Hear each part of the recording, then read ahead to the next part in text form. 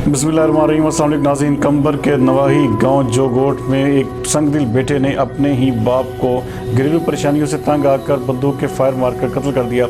हमारे नुमाइंदे अली गुल मुगैरी के मुताबिक पुलिस का कहना है कि मुलजम अदल ब्रोही ने अपने बाप मुख्तियार ब्रोही को संगदिल तरीके से कत्ल किया। उसके बाद फरार होने में कामयाब हो गया। इलाके की पुलिस जाए वकुआ पर पहुँच चुकी है और लाश को अपनी तहवील में लेकर बाकायदा तफ्तीश का आगाज़ कर दिया।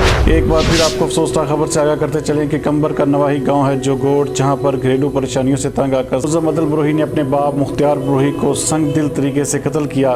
उसके बाद फरार होने में कामयाब हो गया। पुलिस इलाका की जाए वकुआ पर पहुंच चुकी है और लाश को अपनी तहवील में लेकर बाकायदा तफ्तीश का आगाज़ कर दिया है।